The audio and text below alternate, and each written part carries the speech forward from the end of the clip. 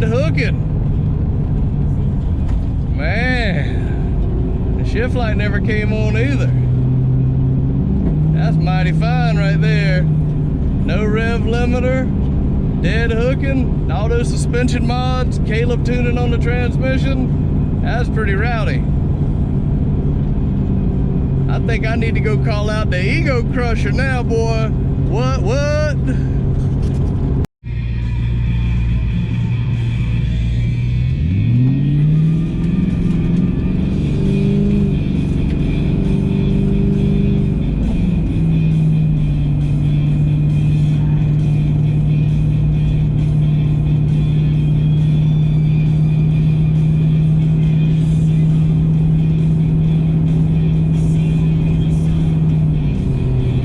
Rattles my anti-sway bar. It's got neutral adjustments, which means the ends are kind of loose and they rattle a little bit.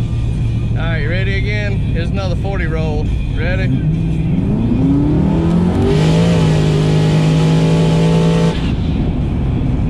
little bit of spin off the jump, and then it hooked up and went. Nice. I like it. I think we're ready to take some money. I think we could take some money tonight for sure. The TTSaleen hate train goes woo woo. Boy, they ain't gonna know what hit when we go back to the racetrack now. I can't wait. It is game on. Anybody been wanting to call me out, they can get another turn now, boy. You about to see some mile per hour on the board, and that's hell, that ain't even the normal pump gas tune I run. That's only like 16 pounds according to the dyno today. Get some, baby. Get some.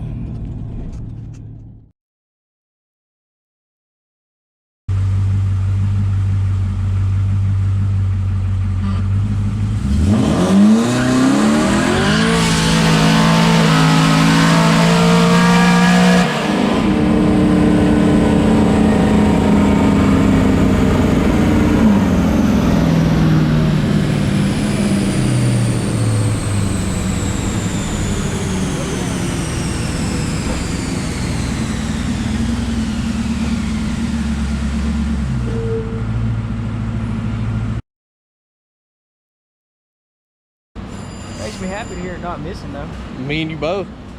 At least I ain't gotta take the damn intake off to get the spark plug wires off, because that's a real pain. It's pretty though, right? Oh, it's trick. That's some SEMA shit. That's some shit.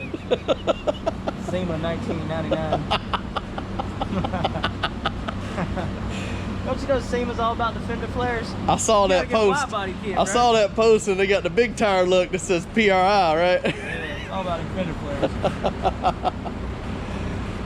All right, so hanging the rev limiter at 7,500 will definitely cause it to sound like a misfire when it's.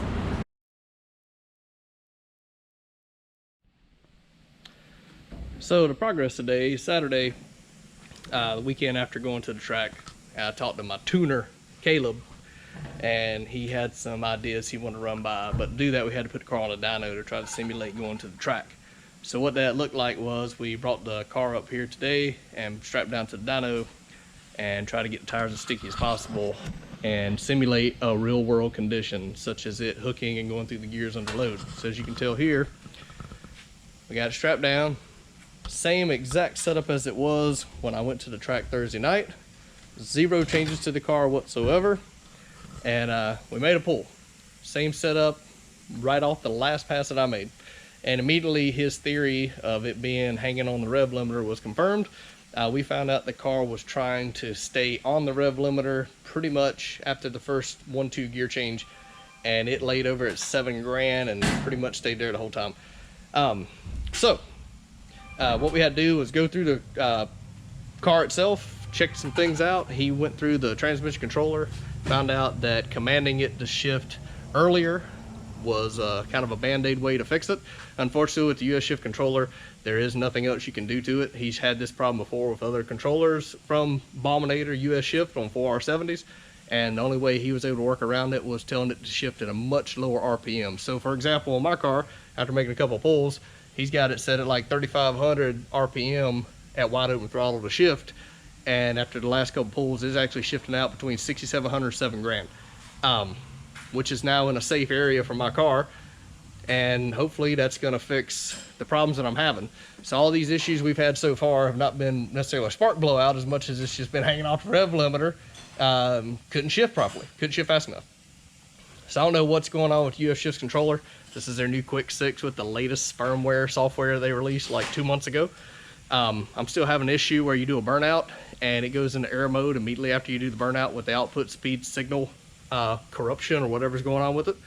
So now having this problem with wide open throttle and it can't keep up the acceleration, it's just not acceptable. So they're gonna have to fix this or do something different, because I'm not gonna spend this kind of money for this type of controller that runs great on the street. If you got a stock street car you wanna bolt in and go, it does exactly what they say it's gonna do. But for this type of application, it is not a perfect bolted in and go like they say it is. So well, yeah, doing a burnout and trying to drive it on the street prior to all this, it would also bang the rev limiter too. It's not just track related. So, but again, I thought because it's spinning, it just can't keep up fast enough. You know, just me thinking just how it goes. But under controlled environment and it hooking, it should absolutely have time to compensate for wheel speed and all that. But long story short, the fix for it today was to command it to shift at a much lower RPM, which in the real world meant it shifted like 67 to 7 grand, which is a little higher than where I really wanted it to shift. I wanted it to shift to like 65, but you know what? Instead of hanging off the rev limiter, I'll take it any day of the week. So there's the update. Here's the car. The motor still lives, 12 years in the running. Back to back pulls on the dyno. Today is still knocking out 880 at like 15-16 pounds of boost, you know, and that was the setting. That's basically the setting I ran at the track the other night at Galot. So it's a 32% ramp in rate on the boost controller with the wastegate springs I got. Turned all the way down to nothing. It's like 15 pounds, and turned up there. Caleb said it peaked at like a little over a pound or so. Did you say like a pound or so? Didn't you say it went up like a pound or so? Like 1.3. 1.3. So roughly a pound and a half. So we're at like 16 and a half, 17 pounds at the very max boost. And like I was telling him, on my controller, it'll peak a higher number, but then when it settles in, it actually is a little bit lower. So when I see a peak of 19 or 20 on my controller, I know in the real world I'm making like 17 or so. So that kind of confirms it today. Anyway, that's what we got for now. That's the Ego Crusher over there.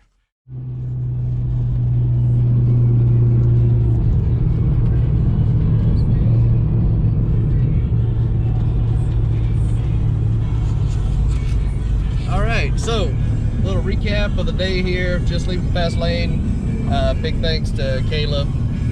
He came up here this afternoon and helped me try to diagnose this car and figure out some of the issues I've been having at the track. Turn this radio down, you know, in my street car. So anyway, so some of the issues where I go to the track, I thought it was misfiring and all this because I got a shift light, which you can see clearly right there, and it wasn't coming on. And obviously I don't spend a lot of time looking down here at all these gauges. I normally look right here at this air fuel, wideband air fuel, and as you can see, it's pegged out right now because it's finally taking a dump on me. I think it being a few years old, it finally just went out recently.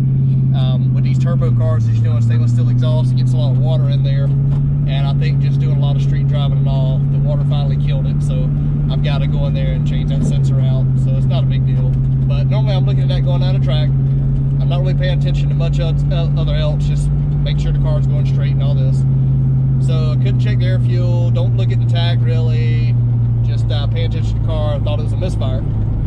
As you know, some of the videos I've been changing all the electrical oriented stuff for spark, from the spark plug wires and the coils, had the intake fixed, and the motor on the street, like I'm right now, runs perfectly fine. Like we're cruising at 45 miles an hour. It is as smooth as can be, you know, it's got good vacuum signal, fuel pressure, everything is pretty solid, everything is just like it's supposed to be. Let me move this out of the way. Transmission temperatures, you know, everything is running perfectly fine. You can see the controller, we're in 5th gear right now, just cruising along. So everything is working exactly like it should be under these street conditions. And what we identified, Caleb told me he's had issues with this US Shift Balminator controller in other vehicles, not specifically with a 6R80, but with the 4R70. And what he told me was cars that make, you know, horsepower, anything over 600-700 and higher, like this car, he was having trouble where they wouldn't shift under wide open throttle and go into gear properly. And it was banging a rev limiter, like mine. So today we put on the dyno and we pretty much verified what he thought. My car was trying to hang the rev limiter at about 7,400. So, as you may know, I want this car to shift out about 64 or 5 because the GT cams I've got in this thing, the GT supercar cams that is, from 04 to 06, that's what the heads and cams are in this car. They don't make any power past that. So, you know, you can turn it high as you want, but those cams are pretty much done. It's not flowing any more air. There's no need to turn it hard if you don't need to. So I don't try to tear my stuff up. I'm not going to turn it to death if it doesn't need to make any power. Don't make any 7 grand, why turn it 7 grand? So long story short, my car's been trying to turn to 775, hitting the rev limiter, and that's been making it spit and sputter and pop going down the track and not actually running like it should. So he had to command it at a lower RPM setting, and we spent some time on the dyno today, lowering it from 6,400 to 5,500, then to 4,500, and ultimately we end up at 3,500 RPM at wide open throttle to shift it, which sounds ridiculous.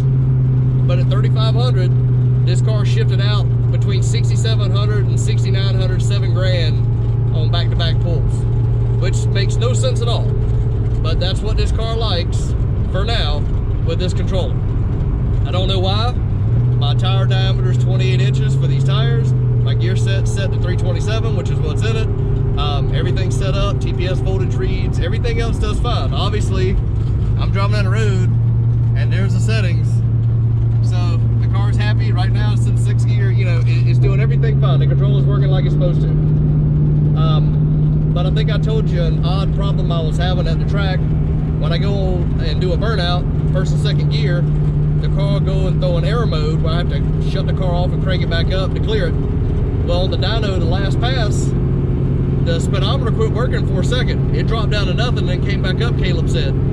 So to me, that's the output speed signal again, like in the burnout. So something's going on where this car, every now and then, is doing something weird with the output speed sensor, and I'm wondering if that's what's causing my error. So I don't know if that's in the Quick6, because that's where my sensors, that's where the signals originate from, or if it's an internal sensor from the 6R80, I don't know.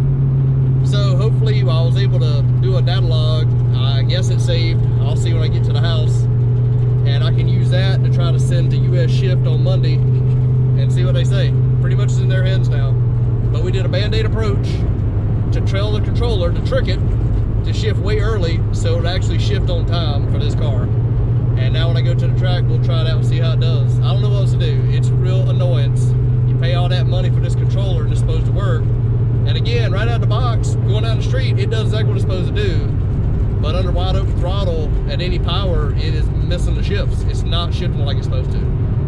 Luckily, it didn't hurt my motor, because I'd be pretty upset if this controller led to something being damaged in my engine because it was banging the rev limiter and not shifting like it's supposed to. Anyway, I want to give you an update. That's where we are. This is the car. It's running, driving it home. Big thanks to Caleb. He hung around, took care of me today.